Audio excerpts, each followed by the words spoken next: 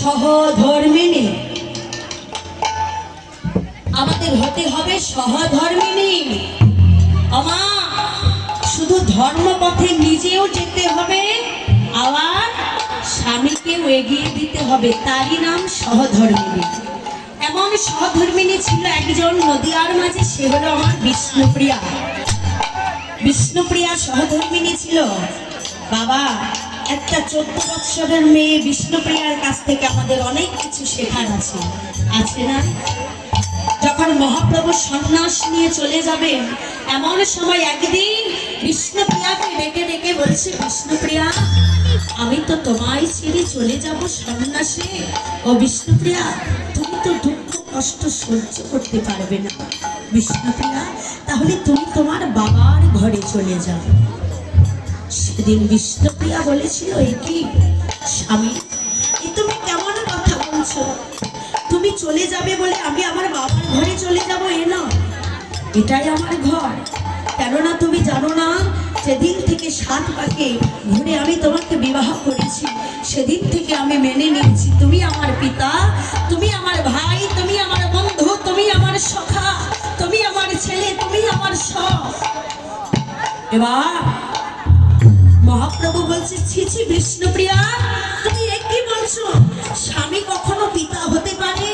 স্বামী কখনো কি বাবা হতে পারে? স্বামী কখনো ভাই হতে পারে? স্বামী কখনো বন্ধু হতে পারে? স্বামী কখনো ছেলে হতে পারে? তুমি কি বলছো বিষ্ণুপ্রিয়া?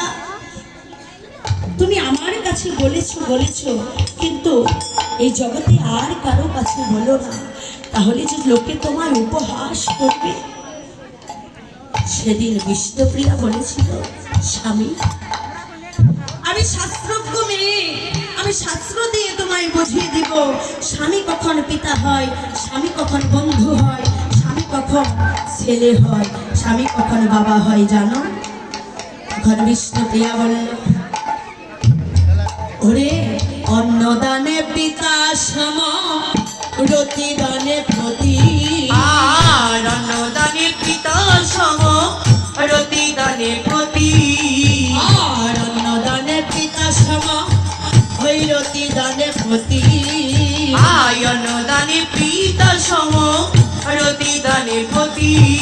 আর পিতদানে পুত্র সম, অগতির গতি। ওই পিণ্ডদানে পুত্র সম, অগতির গতি। আর অন্নদানে পুত্র সম, অগতির গতি। আর পিণ্ডদানে পুত্র সম, অগতির গতি। বলছি, ওগো শোনো, এই জগৎবাসী জীবকে জানাই দিল যে, ওরে তোমরা যদি ভালোবাসতে চাও তাহলে ওই রকমই ভালোবাসো।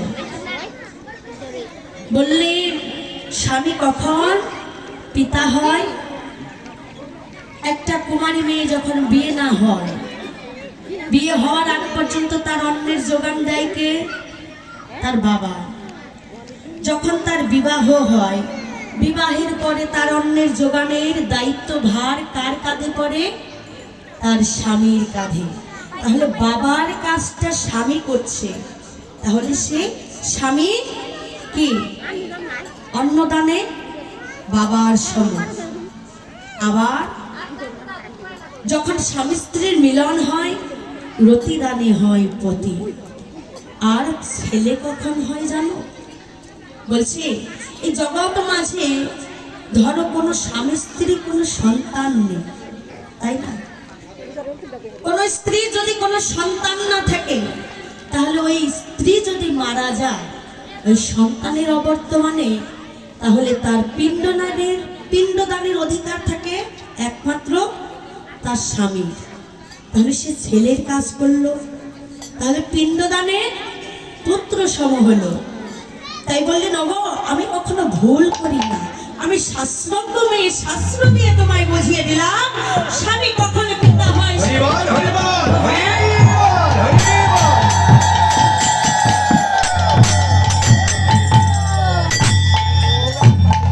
তাই এই জগৎ জীবকে বললেন, ওই জগতের জীব ভালো যদি বাঁচতে হয় এরকম ভালোবাসো। কেন? স্বামী স্ত্রী দুজন একত্রে পাত্রে হয়ে এসে গৌর ভজন করো, সাধন করো, দেখবে একদিন না একদিন আমার ভগবানের কৃপা ঠিকই হয়ে যাবে। হরি হরি বল। হরি বল, হরি বল। আবার বললেন রাজকীয় নবদ্বীপ